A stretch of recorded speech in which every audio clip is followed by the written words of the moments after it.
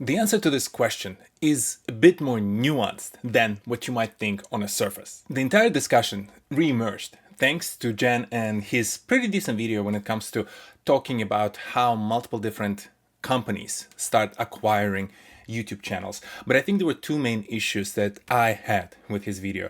One of them being it kind of ignored the perspective of the actual creators who are going through this. Like, it made it seem almost like they've been taken over, but that was their conscious decision. And I think it's important for us to talk about it.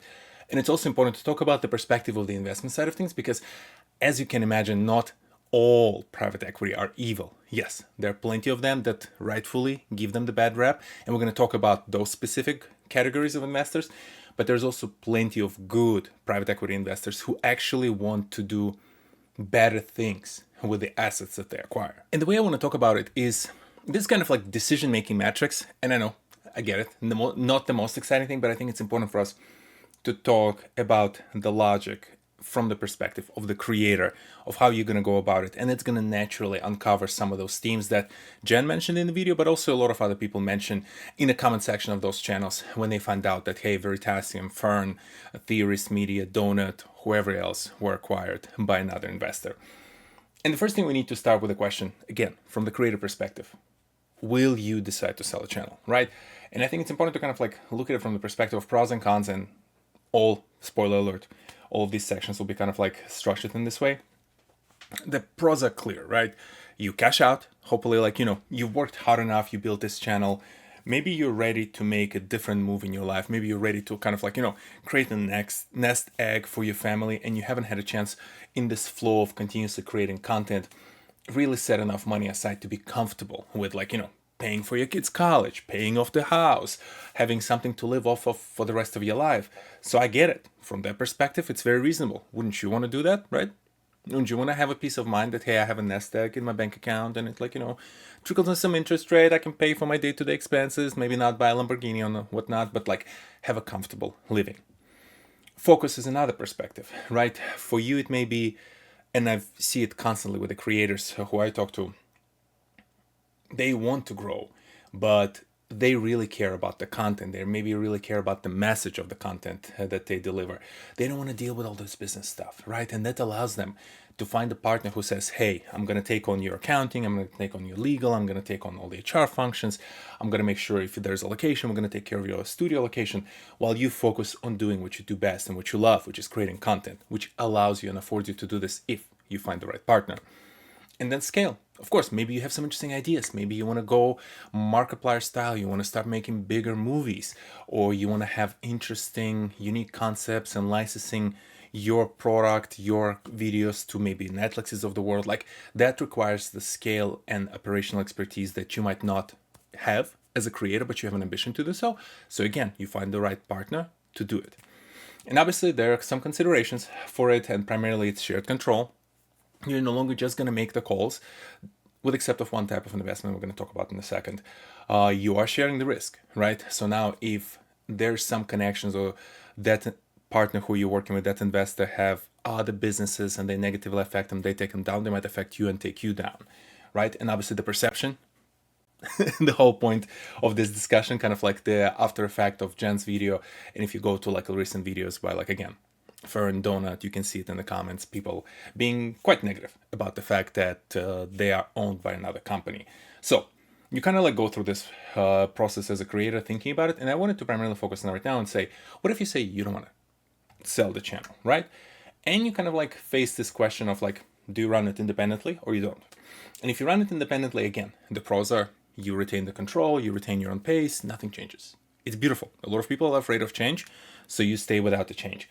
But the consideration is you own the full exposure of the risk, right? If the channel stops performing, it's on you, your family is affected, your life is affected, your employees are affected. The workload, you are still the only person to run the legal, accounting, HR, administration, and creating the video, right? So that's another thing. And then you're on the safety net, and it's kind of like linked to the full exposure, is that you are responsible for creating that safety cushion that you are kind of like, it's very, I pronounce it very French, right? I don't know why. You're responsible for building the safety net. Like, you no longer can have that nest egg that's going to help you take care of things, because now, again, you have no one else but yourself to rely on. And if you go with this approach, you're saying, you know what, hell yeah, I'm comfortable. I'm going to take care of it. You're an independent creator long term, right? So you're kind of like in this bucket of independent creator. And if in the future you want to reconsider, you can always come back to that. Now, what if you say no? What if you say, like, you know what, I don't want to run it independently? You can potentially form a media company in this case, right? And what I mean by this is essentially you either find other channels, you create a group of channels, you may do other things like you make production, you work with other brands, right? Outside of just running ad on your channel, but you actually create content for them specifically, right? Like you can start exploring different avenues as a media company to diversify a little bit the revenue, right? Maybe increase the opportunity to make more revenue than just AdSense and sponsorships or whatever maybe the products you're selling on your channel. And the pros of this, again, the control, right? You retain fully the control if you're the owner of that company. Scale, now that you're adding additional sources of revenue, you can do more things. Maybe hire additional editor, additional freelancers to do some things for you, right? Like you can do more things. And again, diversity in revenue. Now you may have like corporate clients. You may have other channels that you kind of like create and maybe you're not directly involved, but you hired someone to manage them, right? And you have different interesting opportunities. But the considerations are, again, the shared risk of all of this, right? You might create new revenue stream that supports more hires and more things, but if something happens to that revenue stream, the entire company might be affected because you're just at the scale where you cannot afford to lose that revenue, right? So there's some complexity to it. More work. You're now the owner of the company, a bigger company, right? You might have more employees, more people to manage. Again, you can do those things. You can hire COO type role who will help you manage some of those things. But again, you are at the top. You're responsible for all of this. And frequently, the success of your channel is responsible for the success of this company as well, which is additional work. And the business needs, right? So with a bigger company comes bigger liabilities, bigger processes on the legal, bigger processes on HR. You need to make sure the people who are involved, they're taken care of. You're adhering to all the different rules, especially if you're dealing with like certain, regulations in certain industries, say like you're in medical space or in finance, things of that nature, right? And at that point, you feel like, this is way too much. You go back to just being an independent creator. You're like, you've seen plenty of people like Matt Diavella comes to mind, a few other creators who at some point realize like, this is way too much, fire everyone, shut down this company. I just want to be my own creator, right? So you can do that. And otherwise, you can just say, yes, that's the way to go. And I'm my own media org. And maybe in the future, you revisit this as a potential sale of now the media company and not just your channel. To me, it was important to start in this branch because it kind of helps you understand the logic, right? Like, and this is based not only on my thinking, it's based on my like multiple conversations with like dozens and dozens of creators over the years that I've been doing this, where they kind of like go through this process. They debate like, do I want to be independent? Do I want to do this? Do I want to like create media? Like there are a lot of consideration that goes into this. And as you can see from the consideration side of things, especially like there's a lot of work and a lot of risk that the creator carries on their own. And this is what causes this burnout quite frequently because they realize like everything is on me. Like I think Mr. Beast said, it's like inverse pyramid where you are the linchpin on which the entire scaffolding holds. And if something happens to you, the entire thing collapses and everyone is involved is negatively affected. That's a lot of pressure. That's a lot of stress. And that's why I don't blame. And I always say to creators who realize like this is way too much, I'm like, celebrate this. Celebrate that you understand that this is too much and just be an independent creator, but just have certain expectations for your future. Because it's going to be hard for you. If your dream is to like retire on the island somewhere 5 years from now, unless something drastically changes with the popularity of your channel, it's probably not happening for you, right? Like, or you have to like do something crazy in terms of like savings, live off the rice and beans for like a few years to just put on the nest egg and invest it correctly. Like, opportunities for you to accomplish this are a lot less than if you do try to sell the channel, right? And at that point, you can say, okay, if we're going this route and we're trying to cash out, there's private equity is not the only option because you can actually potentially sell it to another media organization or a business. And we're going to talk about it in a second. You can sell it to the private equity, or you can actually take on an investor, which is kind of like partial sale, right, of your company. And let's focus a little bit first on media and the business side of things, right? If you sell to a media and a business, again, the bonus is you fully cash out, you fully sell your channel, you get to, again, retain the focus on the media because very likely in this case, you're the one who can continue to manage the channel, but you don't have to worry about all of these business operations that they're going to take on. And also the scale. Again, if you have some interesting ideas, what we mentioned earlier, you can go about it and kind of like do those things, assuming the partner who you're working with, the media or the business that acquired you, are aligned with this. And hopefully they are. Hopefully that was a part of the reasons why you said yes to them when they decided to acquire you. But the consideration here is that you essentially become an employee. And what I mean by this, in this scenario, you either get acquired by a larger media company, say like Fox has a creative department right now, and Fox decided to acquire you, right? You now they're technically on-staff employee whose channel and whose talent they use to promote other things that they do. Or if it's a business, say, I don't know, let's use Epic Gardening, and say Epic Gardening got acquired by some Monsanto of the world, right? Like a major seed and agricultural company. And now they use that channel as a vehicle to promote their products, promote their, their business, get in touch with their customer, right? Maybe a bad example with Monsanto because they have a very negative history, but you get the idea, right? So it's not necessarily media driven, it's actually a physical or digital product driven company that just uses you now as an in-house, like a PR marketing team, right? TBPN acquisition, right? By OpenAI is a good example of that. And that's what I'm saying. So you essentially, they're an employee, you share the risk because if something happens to OpenAI, TBPN will be directly affected. And then obviously editorial limits. As much as I'll say editorial independence, blah, blah, blah, blah, blah, it's not. Let's face it, we're all adults in the room, right? Like that media business has certain customers that they cater to. That business that acquired you has certain customers that they cater to. Maybe once or twice you can kind of like poke the bear a little bit and say something that might negatively reflect on that audience, but ultimately they bought you, they order the music, and it's normal. That's your decision. You need to understand, and hopefully you did as a creator walk into this discussion, that you're not going to be fully independent. Never when you don't own the full liability, right? I always say the independence is a reflection of your liability, right? Like the more independent you are, the higher liability percentage you carry.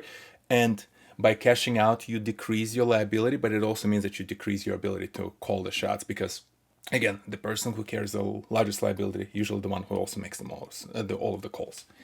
And so from that perspective, you can decide, hey, that's actually kind of cool with me. I want to have my health insurance, my PTOs. I want to have a person maybe to tell me what to do for a given week because I'm just tired. I'm decision-making fatigue. I'm tired of making those decisions. I just want to have comfortable 9 to 5, not burn the midnight oil every single time. And I also get the cash from selling my channel. So guess what? I'm comfortable. And I've worked with plenty of those people, right? Like I've been in large corporations where we've acquired smaller businesses and folks like this stuck around in some cases for a long time, for like tens of years. And they were happy because they're on the salary, they get to be an advisor, but they still have all the cash so they can go do their thing with the cash that they made. Or if after a few years they decide that they just want to retire and do something else. And that's a path for you. Or if you say, no, that's actually not interesting, you kind of come back to this cycle and decide maybe if the other two branches are okay with you. And that's where the investment comes in. Let's talk about that one in a second. So investment essentially means, okay, I don't want to do full, I'll do partial, right? Exchange of the equity of the ownership in the company. And so you get the partial cash out, meaning you found someone like, I don't know, Slow Ventures, right?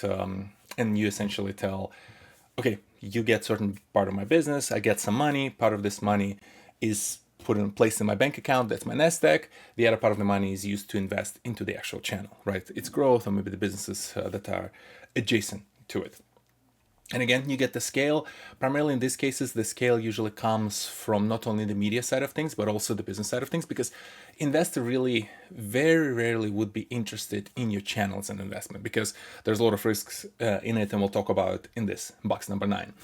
But they are more interested in the opportunity to build a business around your media company, right? So it's like an example, if you're like a furniture creator and you talk about woodworking, they might be interested in the furniture business that you're going to build that's going to use your channel as a PR machine. That's what their interest is. And so that's where you're going to get the scale. And the shared control, again, because it's partial investment, you actually, again, remember the liability ratio, you probably have bigger portion of the liability that you own, but it also means you have more control compared to the full buyout scenario. But the considerations are you're going to have a board of directors at this point because you cannot only make an independent decision. There needs to be other people in the room helping you make that decision, primarily because investor would want to be represented in making key decisions. Unless you're like getting a silent investor, which is very rarely, if ever, the case, right? Like you want to, if you're partnering with someone like this and you're really trying to bring the scale, you try to retain focus on maybe on the content, and you need help with the business side of things, you need an investor who actually cares about your success and all those things, which means they're going to have a voice, and they would want to have some sort of a board of director function where they can veto certain decisions if they disagree with them because they think that they're going to negatively affect the business, which is absolutely reasonable because, again, we share the liability together, so now we share the control together. And then shared risks, as always. You don't fully offload the risk. You own part of it. That's the liability side.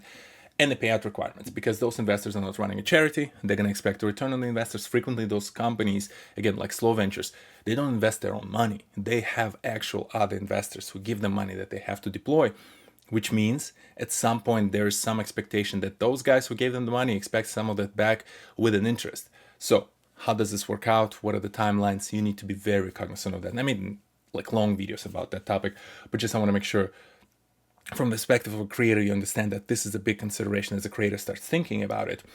And if they say, yeah, that's cool with me, guess what? They're still independent creator technically. They're still running their own show and they have a little bit of extra cash. Pretty solid. Again, there's some considerations, but pretty solid scenario if you're interested in that, right? And then if you say no, you're back to deciding if you're going to sell your channel or not. And now this brings us to the fun part. Private equity. So, are you going to sell to them? And the pros are kind of like the ones we already discussed. You get to cash out, you get to focus, you get to scale. We can skip that. We already spoke about it several times. Their considerations. Obviously, the limited control, right? Private equities in a classic nature, right? Like that's where you need to. The short of it, venture capital is technically is a private equity because all the private equity means it's a privately owned capital that's being invested and owned. It's not a publicly shared capital and publicly shared investment, which is kind of like when you buy a stock. So technically that's why it's a little bit interchangeable, but VC kind of became its own thing.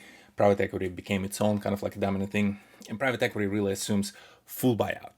They buying out major part of your company, maybe not 100%, but like 90%, 80%. Basically, it's something that gives them full control of the company. Again, coming back to ownership and liability, or vice versa, if I keep using those sides, you now have a lot less liability that you're carrying, but you have a lot less control, and sometimes almost no control, right? You're kind of like an advisor now in the company that you founded. Shared risk again, because something happens to that company and a bunch of the investor call for the capital, they crumble, they take out the money, they don't have all the money to invest in your business and the whole thing falls apart, right? Like they've been met situations like this because guess what?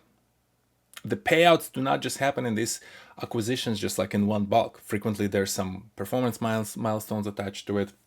If they invest in a business and now it's their business, those drawdown of capital can be limited. Like for example, they agreed to pay you 10 million and they agreed to invest 10 million, but they're not going to just transfer 10 million into the bank account of your company. They just might agree that, hey, it's going to be tranches of 2 million every year, right? And 2 years in, the company collapses. They lost all of the investments and no longer have any money. Your company only got extra 2 million. Obviously, you have your 10, right? Like, again, whole other topic, but there's a risk there. And obviously the perception, again, we spoke about it a little bit earlier. People don't like private equity, and there's rightful reason to do so. And this is where I think it's important for us to understand that there are two types of private equity companies, and the ones that give the most amount of negative rep and the other ones are a little bit better, but sometimes they also misfire. And the ones that give the most amount of bad rep are financial tooling driven private equity. What I mean by this, these people give zero whatever about the business. They actually don't know how to manage the business. Those are usually a bunch of former investment bankers, people who really understand how to navigate the accounting, tax systems, legal systems, primarily to maximize value on paper. That's all. Like that's what they're great at. They know that if you put certain number of money on this line item and certain type of money going to be reported at this line item, you're going to maximize your valuation based on the multiples you're going to get, and plus you have some cozy relationships with the auditors and analysts, and they're going to give you all the right ratings, and you're going to be able to dump this company on someone else at the maximum value. Like they're great at it. You're going to get your cash out. Congrats, good on you. But the rest of the company going to get sliced and diced, and they're going to do everything not in the name of the product, but in the name of making P&L look the best for the potential strategic acquirer or for IPO, for a public listing.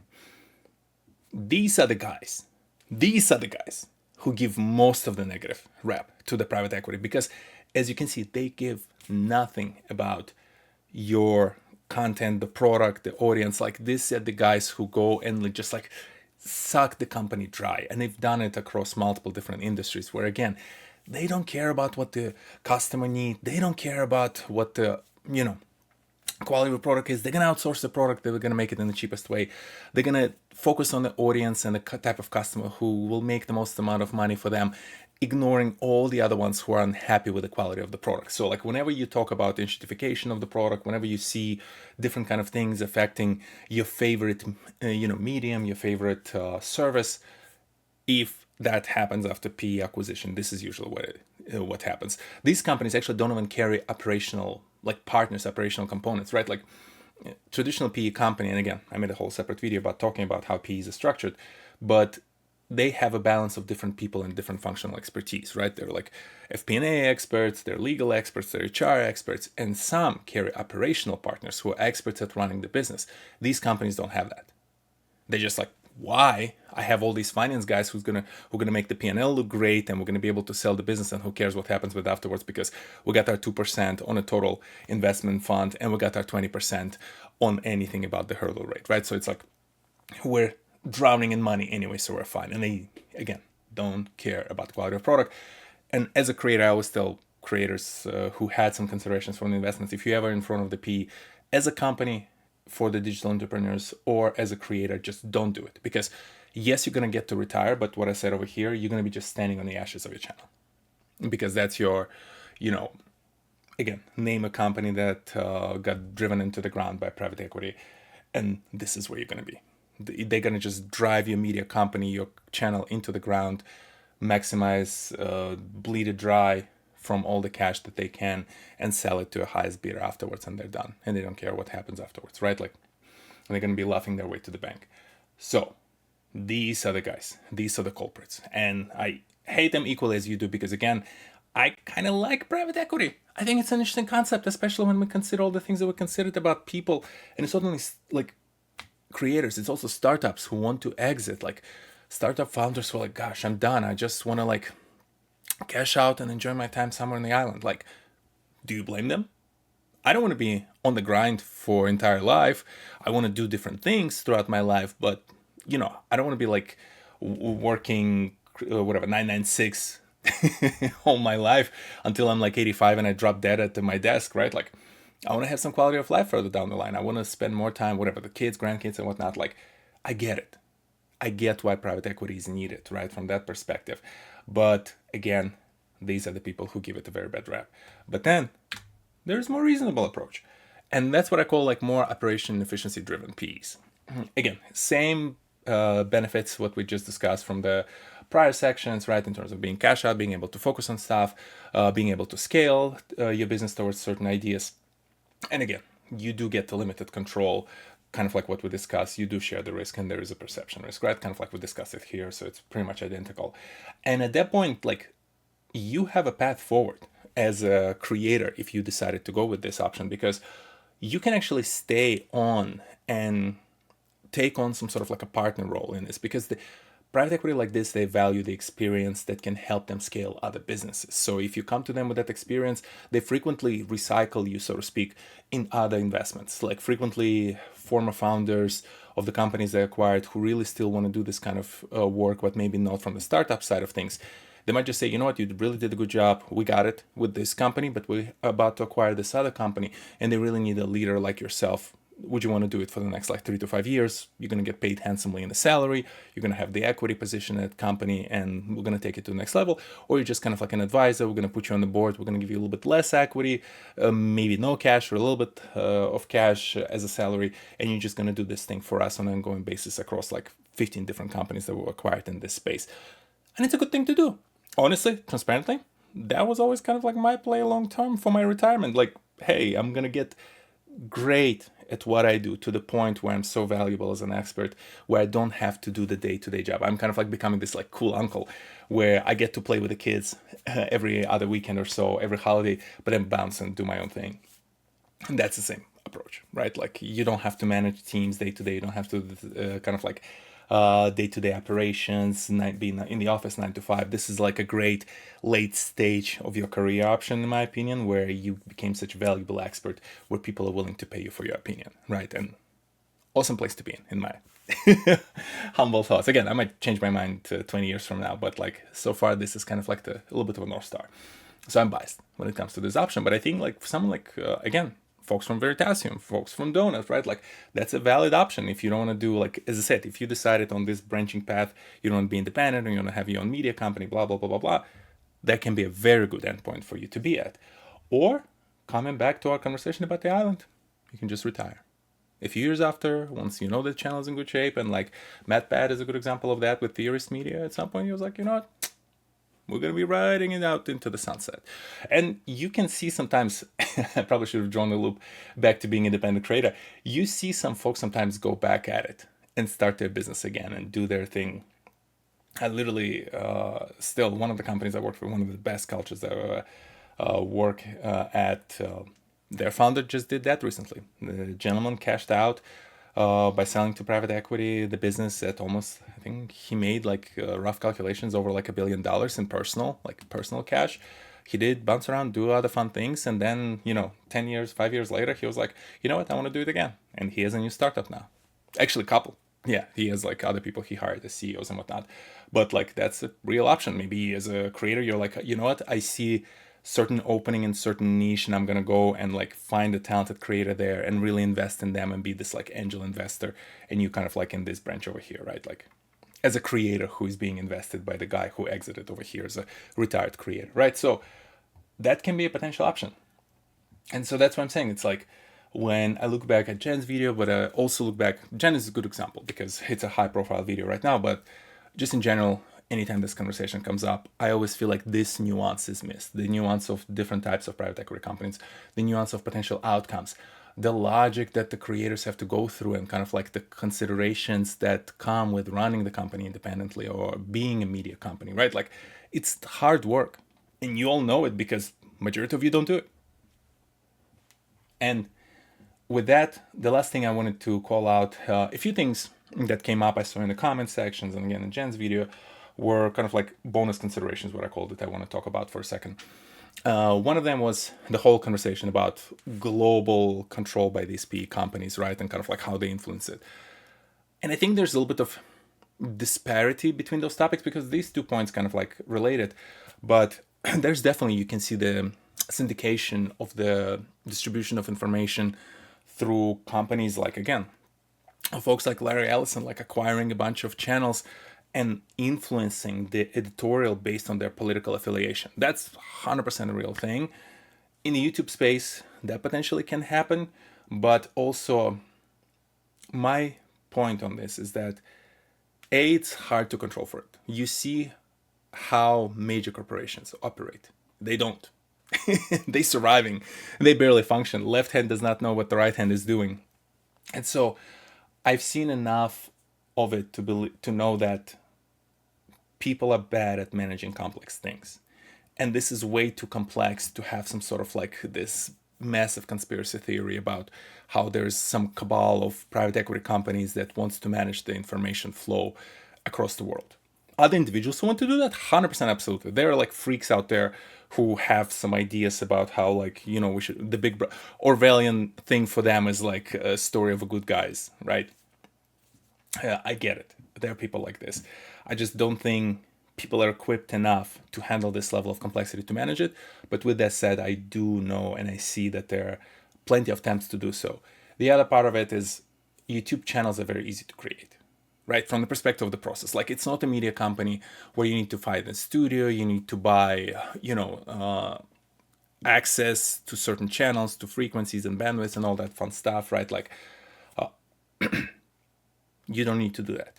If you're not happy, if someone acquired and they said, this YouTube channel is the one that we're going to now control for the information, unsubscribe and subscribe to new channels, all very simple. So that's one of those things that, fingers crossed, I hope about some of these major, folks who are trying to instill the control in the media, and they're like excited to like buy CNN, CBS and roll them all in the same company. I actually okay with them because I feel like they're just wasting money. They're wasting money because the control right now comes through these individual channels, and those individual channels, the barrier to entry and exit those channels are very low. So you cannot exert the control. It's like Hydra, you're going to cut off the head, two more will pop up, two more channels will pop up critiquing what the other one did, right? So not as concerned, but definitely something we still need to pay attention to, because there are people out there who try to affect it. There are bad actors out there who try to exude this level of control, so we obviously want to be vigilant. Then the conversation about like, hey, Blackstone, KKR, they're acquiring, investing in all these companies, they have ties to all of these businesses, that's a bad thing. Yeah, to some extent, but you also need to realize is that there are two parameters. Blackstone, KKR, investing even $100 million in the creator economy is like a drop in the bucket for them. That's not going to move the needle for them as an organization. So I promise you that's not the highest thing on their list. That's something they experiment with. That's something they're exploring, but they make way more money in some of the other industries for them to care enough to, again, try to instill as much of a control as maybe someone like, again, some folks in the comments or someone like Jen would prescribe to them. And also don't forget, they have their own investors as well. They're not functioning, they're not running off of their own money. They depended on the trust of the institutional investors and big family offices to give them money to invest in these businesses. So they're not going to shoot themselves in the foot. They do. Trust me, they do plenty of times. And that's where like those bad actors that were discussed happen, right? Like these guys, they create issues all the time and they shut down and create new private equity shops. But at the end of the day, they're all in here to make money. So they're going to do what makes sense to make the money. And this is where I think there's a healthy balance. It's not the healthiest of industries, but there's some balance between, I would say, the incentives and the desires to do. And as I said, YouTube still, at the end of the day, outside of maybe someone like Jimmy and Mr. Beast, right? It's not making enough money for them to pop on the radar. It's enough to make a difference for individual creators or groups of creators who get acquired and who are affected. But I promise you, it, again, $100 million is nothing for them. It's like partners at this company probably make that a year, right? So it's negligible from that perspective. So that's why I don't think it's necessarily, again, there are probably some people in those companies who care, and again, they power tripping on this, but I also wouldn't say that this is the massive thing. Again, something to be vigilant about, but again, not this major conspiracy theory, because I promise you they don't care enough about YouTube, your favorite YouTube channels. The key man risk is a real thing. And it was kind of like addressed as a little bit almost like a negative thing in the video, which I disagree with, because that's a very normal thing to do. Like, again, the investment companies do not run charities, and it's not only PE. Like, look at all these options, right? Like the media orgs and businesses that are acquiring, the private equity, even the investment. They're not just giving you money for nothing. Like, let's be real. Like the same way as you cannot complain about your employer expecting you to do certain things at a certain timeline, because that's why they're paying you. So from that perspective, yes, as someone, my key person risk when I hire a person, they are my key person risk. I have them. I need to make sure they're there, and I need to make sure there's processes and things are automated around them. So if tomorrow they decide to retire or do some other thing, my business can still function.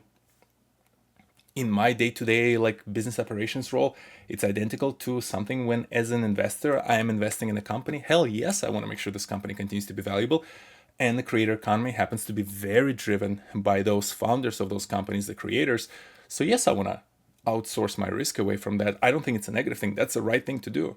Like, I'm not going to judge the people who spend millions of dollars on these businesses for the fact that they want to ensure they can get those millions of dollars back. Otherwise, they're just idiots, and you should not be partnering with those people, because they're just burning and throwing money away. You might as well just light it on fire at that point, right? So same thing happens in the startups as well. Like when, and I've done this before, when you acquire a startup company, you worry about the founder as being potential key person risk, because if they've built this entire company, they've been core to this company, a lot of people in the company look up at them for every decision, and you have to get them out of that habit. You have to start telling them like, hey, you're key functional leaders. You should be responsible for this. What do you need to do? You build the talent pool within the company to become the successors of that founder. Again, that's a smart thing to do as a person who investing money in a business. Otherwise, you're just lighting money on fire. So I never see this as a negative thing. I actually think this is one of the key items you should be discussing. Even as a creator who's being acquired, it's like, hey, I know I'm a risk to you. Let's figure out how to de-risk me so we have healthy relationships with each other. That's normal partnership. That's not a negative thing. And then product evolution. One thing I was going to mention, and this is primarily related to the whole idea of how like some people were commenting like, oh, I noticed that like Veritasium videos started to change, or like Fern videos started to change. Oh, there are like a lot of them, but it's like, that's product evolution.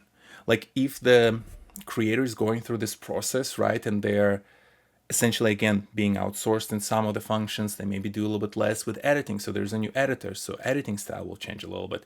Maybe the production, the setup is now run by a different person, the production will change a little bit, right? Like those are the normal things, and again, they happen in a startup world as well, because when you acquire a company, there might be so many different audiences that they now target as a product, and it's not the most efficient way, because in some cases they might be losing money on those customers, right? So traditionally what someone like me would do in my role, you start trying to figure out where are the most profitable pockets, where are the pockets of customers that's going to grow the most. And sometimes that means you change the product to cater to that group of customers who are going to bring you the highest potential, and you start ignoring the rest of the customers, right? And it's an unfortunate change, but it's a change you need to do for the longevity and sustainability of the business. Again, that's a smart thing to do as a business owner. Same thing goes for the channels, right? And YouTube creators. I tell creators all the time, like, don't try to be everything to everyone. If you have certain group, like core audience, and they come to you and they hire you for certain value, make sure you continue to deliver that value, and those people will feel lucky. They feel amazing. They'll be like, oh my God, he's making more of the content that I love. But I promise you, they're going to be on periphery. People for whom the new content that you make no longer is relevant. And it's okay. I've been on that receiving end, not even with investment. How many times have you been watching a particular creator and you started watching them for a particular style of content, and they stop making that style of content, and they decide, you know what, I'm done, I'm tired of this, I want to do something new, and they switch. I know you can be mad at them, but ultimately, the same thing happens in individual creators. Same thing happens with media companies. Same thing happens with like production studios that change the type of movies they make, the type of music they make if you're an artist, the type of paintings you make if you're a painter. Same things will happen with a channel or media company that got acquired by private equity or got co-invested. And there'll be people like myself on their side who are business operators who will be like, listen, we need to give this company the highest chance of success, which means we cannot be everything to everyone. We have to focus on a few things that we're really great at and really service those people well. This is like again, operational efficiency driven organization, right? Where you're not being jerked to everyone. Like, yes, some people will feel negatively about the fact that you're no longer doing things that they used to do. But traditionally, when you make that decision, those are the smaller kind of like tail end margins of individuals. Again, real people who are affected, who have negative experience. But that's done in the name of more people in the core audience being serviced better, getting better product for a longer period of time, because now you can afford it. Now you have more sustainable business in front of you. And it's just a smart way to manage the business. Like, I know maybe some of you will hate it if you're thinking about your favorite creator who have gone through this, but the alternative is them going through all of this and crumbling under the pressure because they did not make better decisions when it comes to their content. Ideal state of things, they've been focusing on the same core audience from the very beginning, but it's not real. Like, look at my channel. I've been doing it for 9, probably going on a 10th year now as of this summer. I've pivoted many times because I've pivoted based on things that I just enjoy and prefer talking about. And yes, there probably is a contingent, small contingent considering my audience, of people who were affected by it, and it's unfortunate, but for me to be able to do this long term, and I want to continue to do this for the next 10 years, is that I want to have the freedom to make that call, right? And so for the businesses, they want to have the freedom to have that longevity long term. So I hope this, if you made it this far, kind of like help you get a better nuance behind the decision making from the creator side and decision making from the investment side. Because again, I get it, rightfully so, there are plenty of private equity shops out there who deservedly get negative rep, but I've spent enough time looking at Electrify, I've spent enough time looking at, maybe less so, to LunarX, but so far I have not seen too many negative things. I've actually seen people who care about the operational efficiency and who just want to do this the better way. So those are the points where kind of like I was watching Jen's video, just got me thinking like that nuance is missing, and that nuance creating negative perception of the companies that I don't think deserve that. So again, that's from my personal experience. Hopefully now that you see that nuance, you see my point about that, and it doesn't seem like it was just a long way of defending those companies, because again, I don't work with them. So ultimately, whatever happens, happens. But I care about Fern. I care about Veritasium. I think those are great channels. I think TohirT is a fun channel. So from that perspective, I want them to have a room to succeed and not get caught in the negative wave just because they're associated with an industry that's, again, for right reasons, sometimes being perceived in a negative way. I think going through this flow as the creators, as the owners of those businesses, they made the right decision for themselves based on those pros and cons that we've discussed. And those investors that they're partnering with, hopefully think about it the same way, and they're going to be great partners for them long term. I'll see you next Saturday. Peace.